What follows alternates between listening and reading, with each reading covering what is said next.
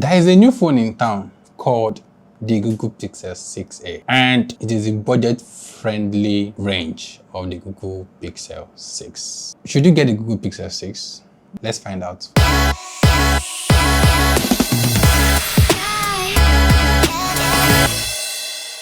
Let's talk about the similarity between your Google Pixel 6a and Google Pixel 6. And one key thing that you should know is the Google Pixel 6a is way cheaper than the Google Pixel 6 because the 6a is a budget phone. The similar thing between the 6 and the 6a is that it is the same software experience, the same Tensor chipset, the same camera AI capabilities, also gives you the same live translate function, text to speech, the same accessibilities. In terms of the physical components, you have like a volume key, you also have like your power button, you have like your stereo in the same place, right? The only difference that you start seeing in the body is that the 6a comes in a cheaper hardware. Of course, it's a budget phone. What do you expect? At the same time, it has a slimmer camera design when you compare it to the Google Pixel 6. In terms of the camera quality, it is not as good as the Google Pixel 6. Please don't forget that this is a budget-friendly phone. But when you compare the 6a with other budget-friendly ranges out there, like the iPhone SE 2022, like the Samsung A535G, and the OnePlus Nord N200, Google Pixel 6a is a fantastic camera phone. But do not compare the camera with the Google Pixel 6 nor the Google Pixel 6 Pro because they are not what? Age mate. The software experience is also similar to the Google Pixel 6. Same Android 12, same Google Tensor chipset. You won't really miss a lot, to be honest. I don't think you would miss a lot, right? This particular model is 6.1 inches, 1080p screen display quality, and then also up to 60 Hz refresh rate. And this is where you probably notice a significant drop between the 6 and the 6a, right? Where the 6 will give you up to 90 Hz in refresh rate. Here in this particular 6a model, you are getting 60 Hz in the refresh rate. And of course, the Google Pixel 6 is 6.4 inches, is also 1080p, same as the 6a. However, it is AMOLED display, but the 6a is OLED. So that's also another significant difference. When you're using the 6a and the 6 side by side, you tend to notice a drop in the quality, in the refresh rate. But when you probably take the 6 away, you probably do not notice anything at all, right? Except if you're used to using high-end phones. The battery gives you 4410 mAh, right? It gives you 18 watt fast charging.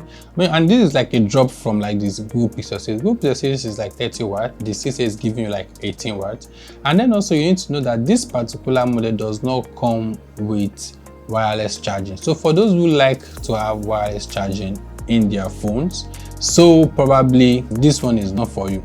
And one thing that I've been mentioning is the fact that the 6a is a budget-friendly phone. People usually think that budget-friendly means being broke or not having money. No, that is not the case. In most cases, right, when brands are creating budget-friendly range, it is typically to cater for a segment of customers that like not to spend so much money on their phones. Some people just don't like spending huge amount of money on their phone, and they still want to have a similar experience with the flagships. So the budget-friendly range are able to then match their expectation in terms of the budget and also in terms of the experience. So those who do not like to spend so much money on their phones are then able to buy the budget-friendly range so that they can get the best of both worlds. And typically when you look at like the battery capabilities of the 6a, right, you might think that the Google Tensor chipset is a high power consuming chipset, right, which is correct. Like I've explained before, the case is always that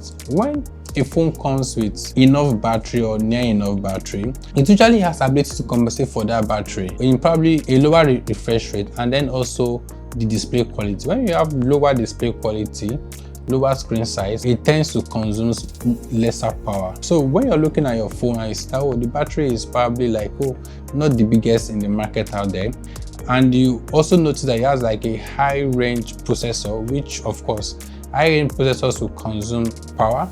You then want to consider the fact that does it have a high range display quality, or does it have like a high rate refresh rate, or does it have like a big screen?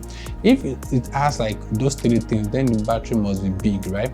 But if you see that it has like a high range processor, but the display quality, the screen size is smaller, and then also the refresh is also small, then those things are going to compensate for the smaller batteries. So you don't really need to worry so much about the battery consumption level, because those other things are going to compensate for it. Talking about the camera now, the Google Pixel 6 we give you like 8 megapixel in the selfie, 12 megapixel in the main camera, and also ultra wide. And then also you might think that, well, I mean, is that like a good camera quality? Google Pixel is good pixel when it comes to camera, right? So you don't need to worry so much about the camera. So it's still a very much decent camera. With the Google Pixel 6a, you're able to shoot up to 4K and also able to shoot up to 60 frames per second when you are doing your video shoots. And now talking about the storage and the RAM, the Google Pixel 6a comes with 6GB and 128 gig storage. What this means is that there is actually no option of expanding your memory. If you're a person that likes to expand your memory, you might not want to get the Google Pixel 6a. I mean, for me, since I've been using like smartphones, right, I've never had a reason to expand my memory. I don't think a lot of people like to expand their phone's memory. So which I think is actually really fine for it to be a 6GB RAM and 128 gig memory. But if you do like to expand your memory, or you just like to have that option that there might be a time when you need to expand your memory, then you might not want to get the 6a. And now the question is, how does the Google Pixel 6a compare to other phones that are in that same range? There are a lot of phones in the budget range. There is the Motorola, there is the Nokia, there is the Xiaomi. But I'm just going to talk about the OnePlus Nord N200. I'm going to talk about the iPhone S2022 and Samsung A53 5G. The Samsung A53 5G is 120Hz AMOLED display. It gives that storage option of 128 gig or 256, that's 6GB RAM or 8GB RAM. That's a fast charging capability. And out of these budget range phones, I think Samsung has the fast charging capabilities in this range. And then also the battery is big, right? So if you're like a Samsung lover, or there are things that like you're optimizing for in your smartphone, you probably want to go for the Samsung. And talking about the iPhone SE2022, the iPhone, we all know, likes to give consumers that storage option: 64, 128, 256. And then also it comes with 3GB RAM. iPhones are typically known for their low RAMs, but they usually compensate with a premium processor. So you might not really need to have like a big RAM in your iPhone.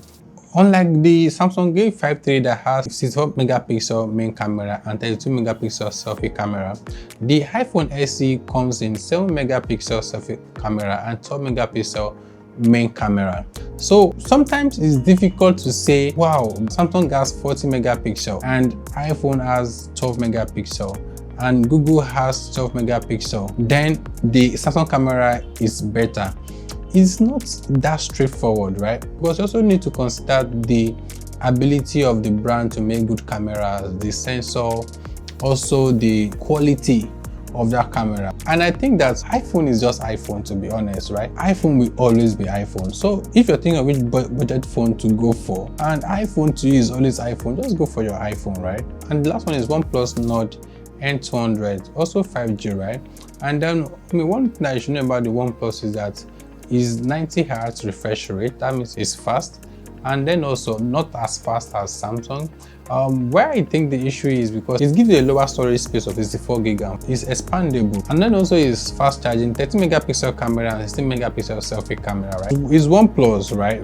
If you like to use unique brands that are not common out there, but they are still like solid, I mean, OnePlus goes for you. Based on my experience using the Pixel, and I would say that if you like a good Android experience, if you just like the Pixel generally, right, I think the Google Pixel, you should go for it, right? And depending on what you're optimizing for, whether like a high phone person, you are optimizing for fast charging, you're also optimizing for the storage, or you are optimizing for brand, this thing will then guide your experience that which of these budget range phones should you go for. Thank you guys for watching, and before you go, let me know what you think in the comment section. Like this video, share, and subscribe to Source My Gadget. One thing I'll tell you is, for all your quality gadgets, shop at Source My Gadget. Thank you, and bye for now.